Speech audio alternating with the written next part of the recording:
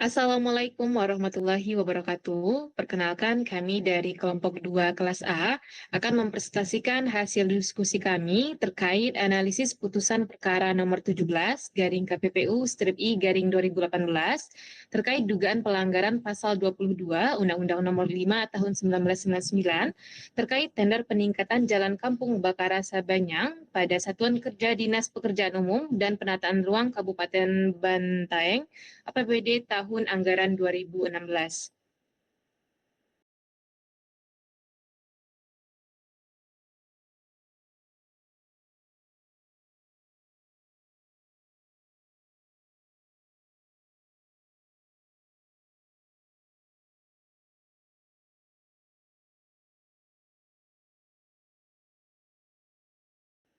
Adapun anggota kelompok kami, yang pertama Nisa Tiur Nauli Marbun, Bella Dwiana, Nabila Azahra, Diana Rosetembuna, dan saya Maya Aprilia. Untuk pembahasan pertama akan disampaikan oleh rekan saya, kepada yang bertugas dipersilakan.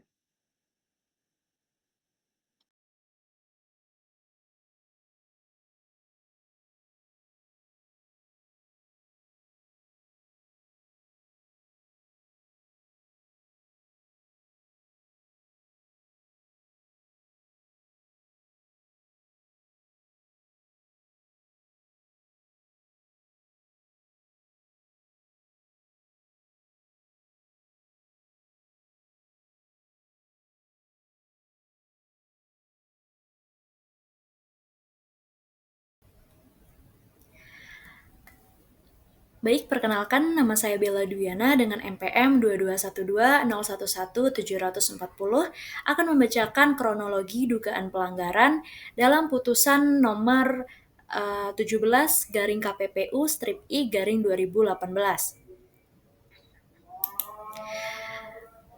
Pada tanggal 5 Januari 2018, Kepala ULP atau Unit Layanan Pengadaan Pemerintah Kabupaten Bataeng menerbitkan surat tugas yang berisi tentang penunjukan kelompok kerja atau Pokja untuk melaksanakan tender peningkatan jalan Kampung Bakara Sabanyang pada Satuan Kerja Dinas Pekerjaan Umum dan Penataan Ruang Kabupaten Bataeng dengan nilai harga perkiraan 32 miliar 303 juta rupiah yang bersumber dari APBD anggaran 2018. Adapun peserta yang mendaftar dalam tender ini ada sebanyak 9 perusahaan, yaitu PT Agung Perdana Bulukumba, CV Dwi Sakti, CV Bintang Pasarai, PT Yunita Putri Tunggal, PT Rizkiah, PT Urampi Indah Pratama, PT Nurul Ilham Pratama, PT Citra Bakti Persada, dan juga yang terakhir CV Syawal Perdana. Dari 9 perusahaan yang telah didaftarkan, hanya 3 perusahaan yang memasukkan atau mengupload dokumen penawaran, yaitu PT Agung Perdana Bulukumba, PT Nurul Ilham Pratama, dan juga PT Yunita Putri Tunggal. Lalu,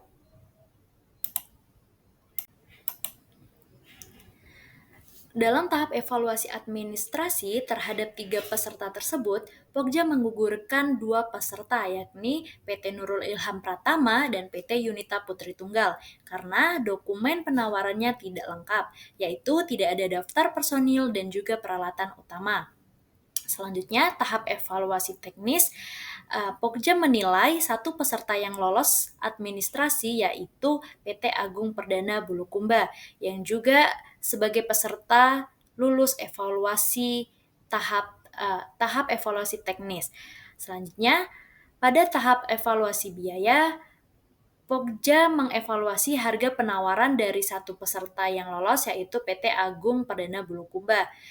Nah, setelah itu pada tahap evaluasi kualifikasi dan evaluasi akhir, PT Agung Perdana Bulukumba dinyatakan lulus. Sehingga Pokja atau kelompok kerja melakukan pengumuman pemenang tender, yaitu dimenangkan oleh PT Agung Perdana Bulukumba. Melakukan tahap-tahap evaluasi, tidak ada peserta tender yang melakukan sanggahan terhadap PT Agung Perdana Bulukumba. Nah, setelah itu, fakta-faktanya terdapat kesamaan dokumen penawaran dalam proses pengadaan tanah pada 3 Peserta sebelumnya yakni PT Agung Perdana Bulukumba, PT Nurul Ilham Pratama, dan PT Yunita Putri Tunggal. Nah, adapun kesamaan tersebut yaitu terdapat format penulisan dan penggunaan tanda baca pada surat penawaran yang terdapat di dalam dokumen penawaran. Yang kedua, terdapat kesamaan isi dan kesalahan penulisan pada dokumen RK3K. Yang ketiga, ada kesamaan isi dan kesalahan penulisan dalam dokumen tentang struktur organisasi milik PT Agung Perdana Bulukumba dengan dokumen tentang tugas tanggung jawab personal inti milik PT Nurul Ilham Pratama dan juga PT Yunita Putri Tunggal. Yang keempat, terdapat kesamaan author pada file metadata yang berbentuk PDF pada dokumen penawaran. Yang terakhir yaitu terdapat kesamaan IP address yaitu digunakan untuk mengakses LPSE Kabupaten Bantaeng untuk mengikuti tender ini.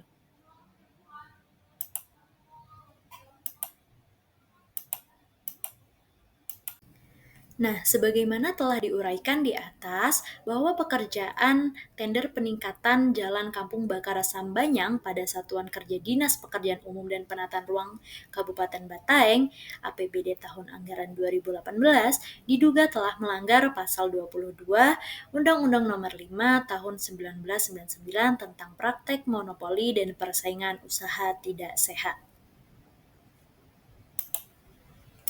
Baik, perkenalkan nama saya Diana Rostambunan dengan NPM 22120111683. Di sini saya akan menjawab soal yang kedua dengan soal siapakah terlapor dan apa alasannya dijadikan sebagai terlapor.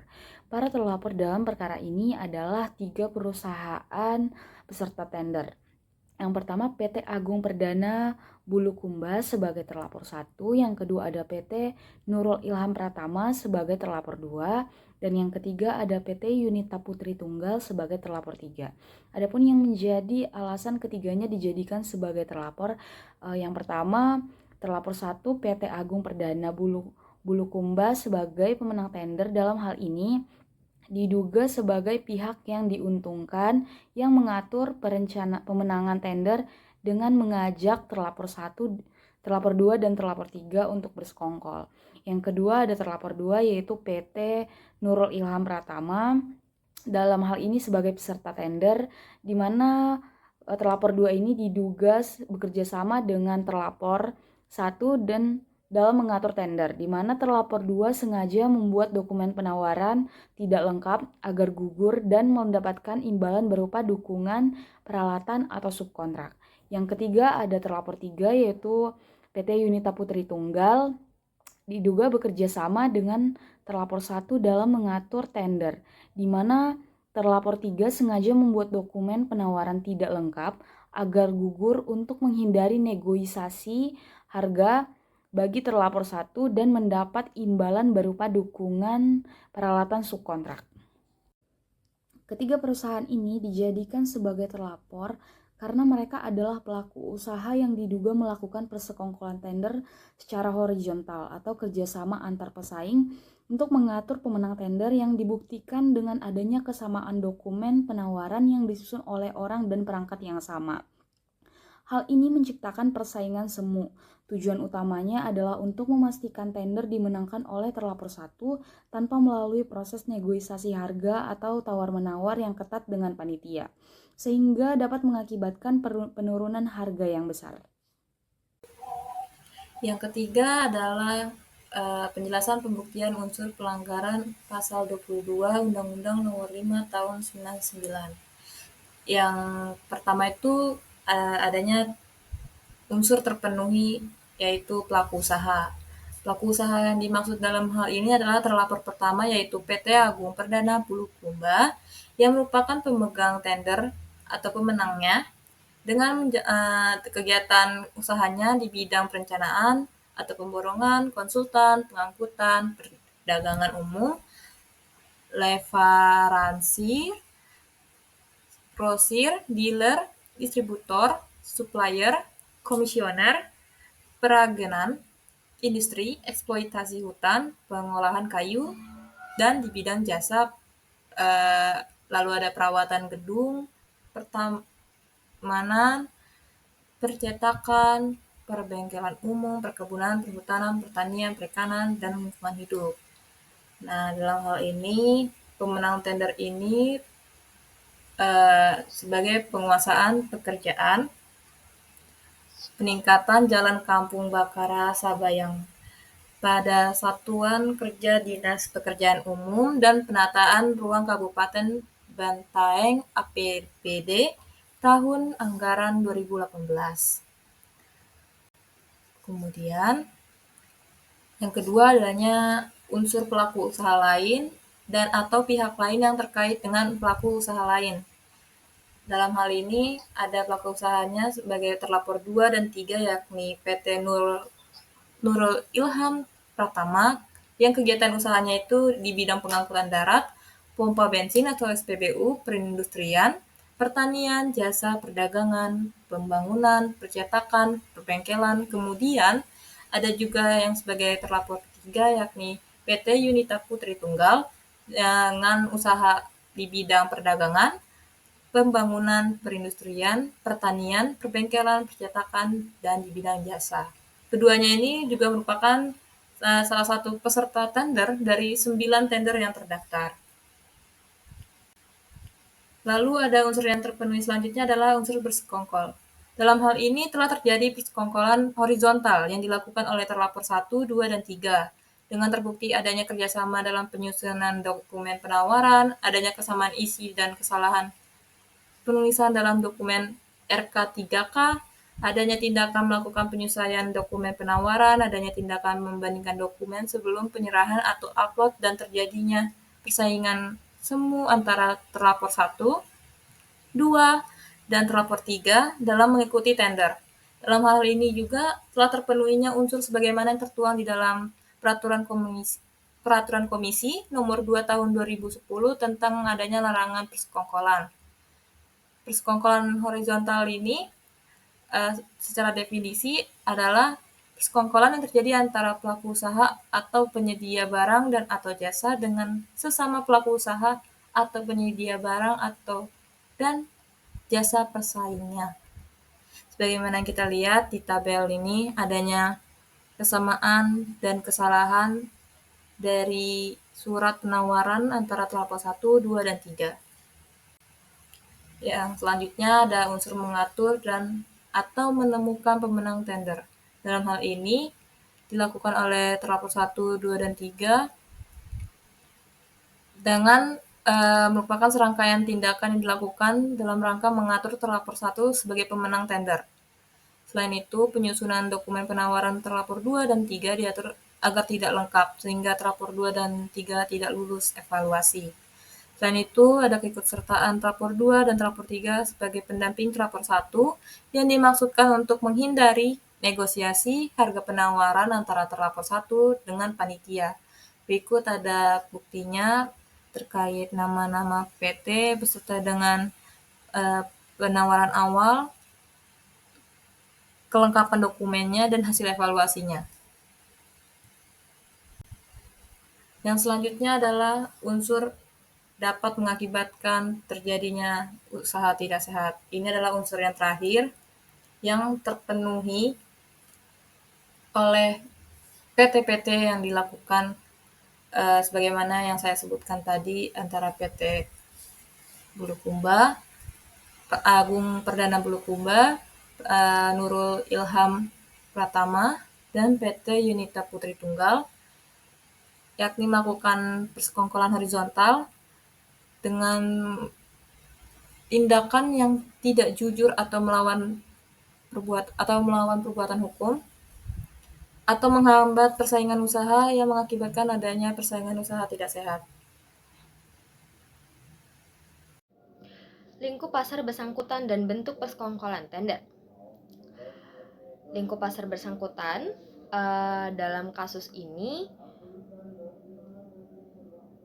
merujuk pada objek tender yang menjadi fokus persaingan, yaitu pekerjaan peningkatan jalan Kampung Bakara hingga Sabanyang pada Satuan Kerja Dinas Pekerja Umum dan Penataan Ruang Kabupaten Bantaeng yang didanai melalui APBD tahun anggaran 2018.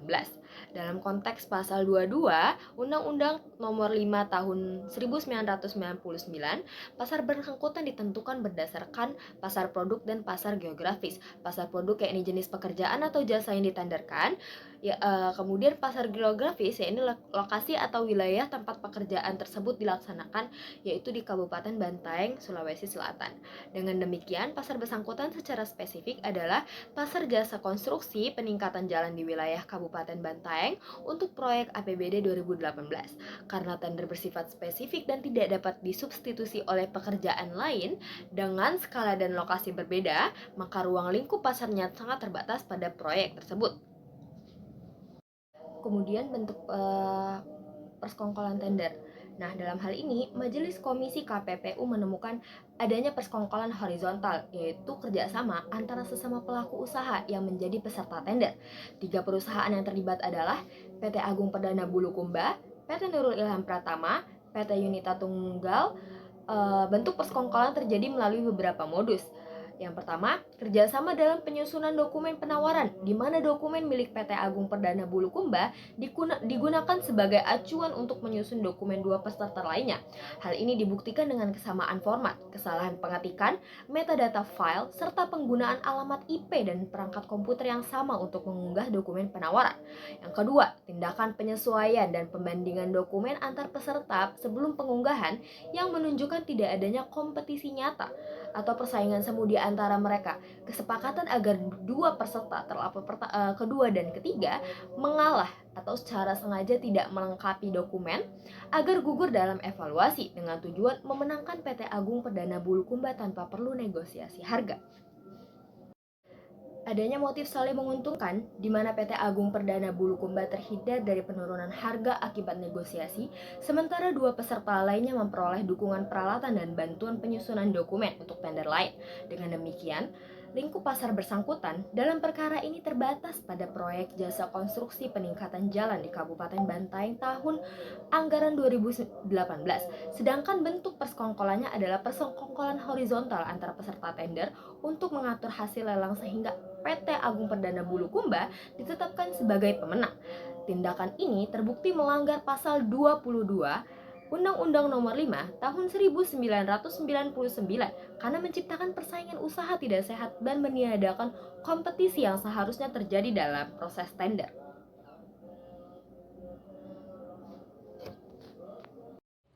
Baik, perkenalkan nama saya Maya Aprilia dengan NPM 2212011693 akan melanjutkan pembahasan selanjutnya terkait sanksi pelanggaran dan mengapa dijatuhkan sanksi tersebut. Yang pertama, sanksi pelanggaran. Berdasarkan putusan KPPU nomor 17 garing KPPU strip I garing 2018, para terlapor itu terbukti melanggar pasal 22 Undang-Undang Nomor 5 Tahun 1999 tentang larangan praktek monopoli dan persaingan usaha tidak sehat. Sanksi yang dijatuhkan adalah sebagai berikut. Yang pertama, denda terhadap terlapor 1, yaitu PT Agung Perdana Bulukumba. Denda tersebut sebesar Rp2.963.200.000 yang harus disetor ke kas negara sebagai setoran pendapatan denda pelanggaran di bidang persaingan usaha. Yang kedua, larangan terhadap terlapor kedua yaitu PT Nurul Ilham Pratama, di mana larangan mengikuti pengadaan barang dan atau jasa yang bersumber dari APBN atau APBD selama 1 tahun di seluruh wilayah Indonesia sejak putusan berkekuatan hukum tetap. Yang ketiga yaitu larangan terhadap terlapor ketiga yaitu PT Yunita Putri Tunggal, di mana larangan mengikuti pengadaan barang dan atau jasa yang bersumber dari APBN atau APBD selama 1 tahun di seluruh wilayah Indonesia sejak putusan berkekuatan hukum tetap. Yang kedua yaitu alasan penjatuhan sanksi. Sanksi dijatuhkan berdasarkan ketentuan pasal 47 Undang-Undang Nomor 5 Tahun 1999 yang memberikan wewenang kepada KPPU untuk menjatuhkan tindakan administratif terhadap pelaku usaha yang melanggar undang-undang tersebut. Alasan spesifiknya yang pertama, pelanggaran terbukti.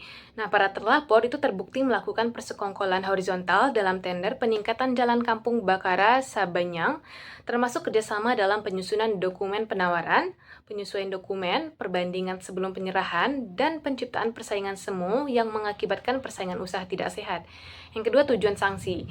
Sanksi bertujuan untuk mencegah pelaku usaha mendapatkan keuntungan dari tindakan anti persaingan, menjerahkan agar tidak memulai pelanggaran, dan mencegah pelaku lain meniru tindakan serupa.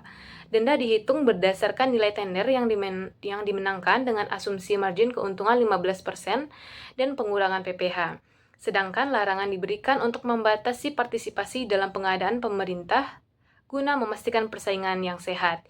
Yang ketiga, faktor pertimbangan. Majelis Komisi mempertimbangkan kooperatifnya terlapor 1 selama persidangan dan belum pernah diputus bersalah sebelumnya sebagai faktor meringankan, sehingga denda tidak maksimal. Larangan terhadap terlapor 2 dan 3 dijatuhkan karena peran mereka sebagai pendamping yang menciptakan persaingan semu. Sekian dari saya.